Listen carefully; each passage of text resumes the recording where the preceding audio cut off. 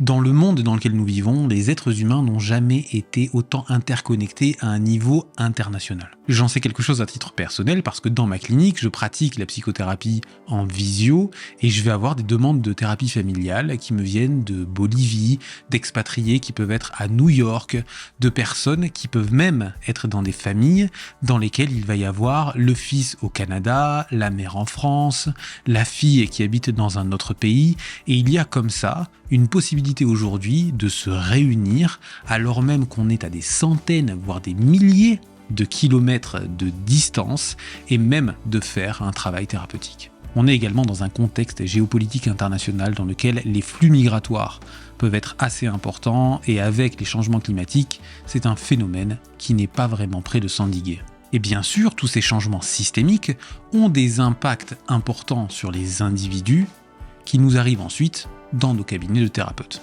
La vidéo d'aujourd'hui s'intéresse donc à ce thème-là à travers un ouvrage extrêmement intéressant qui a été écrit par Ividor et Maria Borxa qui s'appelle Mobilité et migration, repenser l'approche systémique à l'heure de la mondialisation.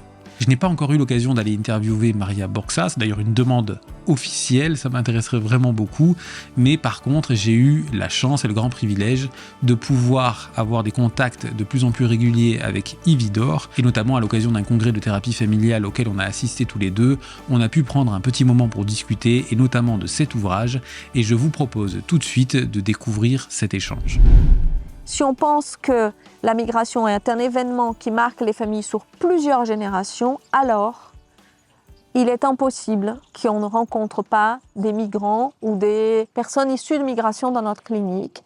Et si on fait l'impasse sur cette question fondamentale, parce que l'événement migratoire, il organise l'histoire des familles, il organise la communication, les interactions dans un système, il organise la façon d'être en exil. Et avoir un parent autochtone et avoir un parent migrant n'est pas du tout la même chose. Ça change la vie du sujet. Donc, je me disais, il faut quand même qu'on continue à dire des choses.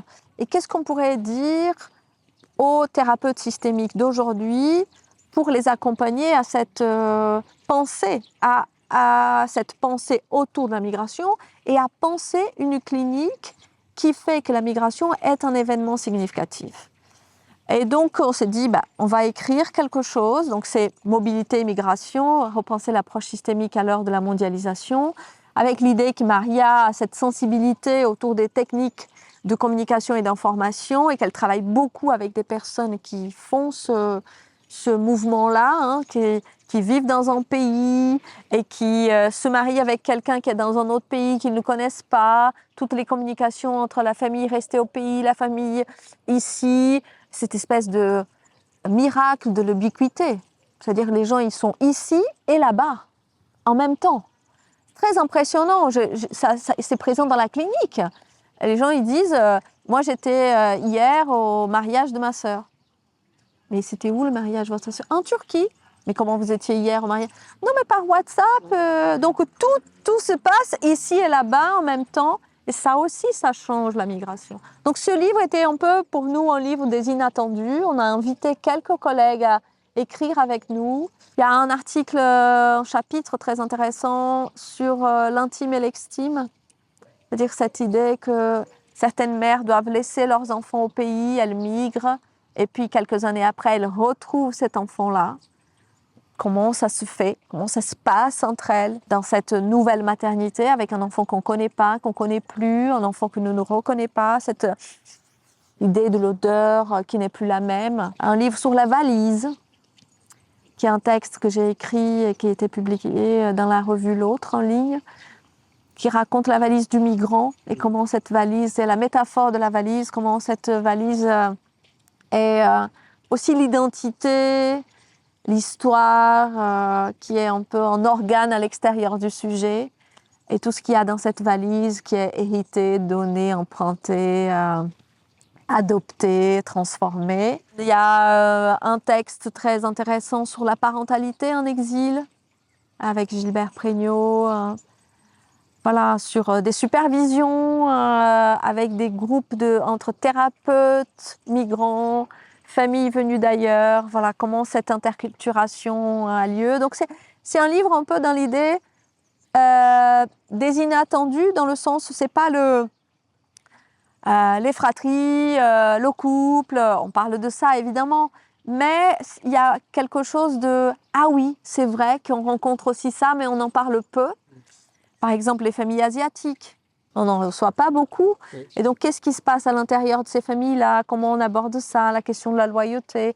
Voilà, c'est un livre très diversifié avec cette notion, oui, de aider les professionnels à penser la clinique systémique dans cette contemporanéité qui est la migration telle qu'elle est aujourd'hui, qui n'est pas du tout la même migration qu'il y a 20 ans, en fait. C'est une migration nouvelle, avec ces nouvelles formes de communication et ces nouvelles technologies qui font que la clinique, elle a changé, elle a évolué, et puis ça ne va pas s'arrêter. Hein. Les migrations, elles ne seront pas endiguées, non.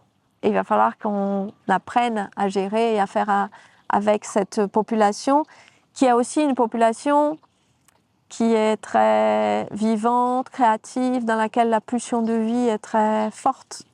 Hein, parce que partir, quitter chez soi, c'est pas rien. Et nous, en tant que thérapeute, on doit s'adapter à cette réalité et on doit faire avec ça, savoir y faire et le considérer dans la clinique. Moi, je pense à une patiente qui est venue là dernièrement, qui est petite fille de Portugais, qui vient parce qu'elle a une anxiété par rapport à ses examens. Elle a passé son internat en médecine et elle était très anxieuse. Elle dit « Ces années d'études ont été une souffrance pour moi. » C'était très difficile, donc elle est très anxieuse, très dans l'idée de l'échec pour elle.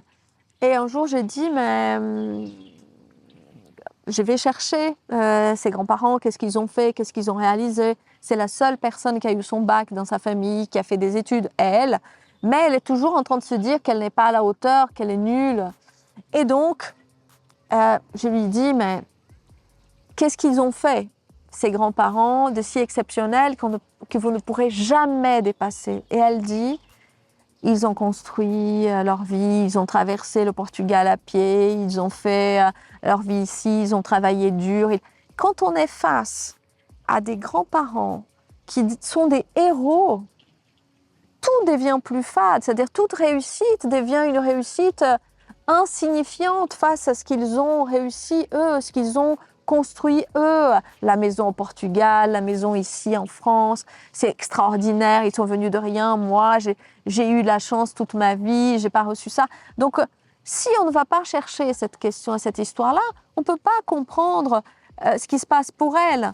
De ce sentiment de ne pas être à la hauteur, ce sentiment d'être un peu une imposteur. J'ai réussi, mais en fait, j'avais tout pour réussir, donc c'est normal. Enfin, c'est tout ce travail-là, alors qu'elle ne vient pas en thérapie en disant « la migration de mes grands-parents me fait souffrir ».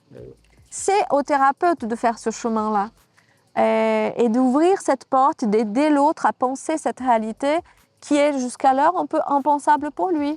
Il ne fait pas les connexions entre cette réussite-là et la réussite que je propose, et tout ce mouvement de comparaison, de mise en commun de ce qui était pour eux, ce qui était pour moi, et de loyauté vers ce système de ses grands-parents, système familial, et puis cette histoire de ses grands-parents qui est l'histoire impossible.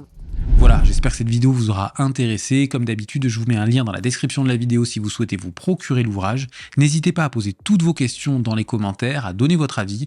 Mettez un petit pouce si jamais cette vidéo vous a intéressé, ça aide beaucoup pour le référencement de la chaîne. Et en ce qui me concerne, en attendant avec impatience de vous retrouver dès la semaine prochaine pour une nouvelle vidéo, comme d'habitude, prenez bien soin de vous.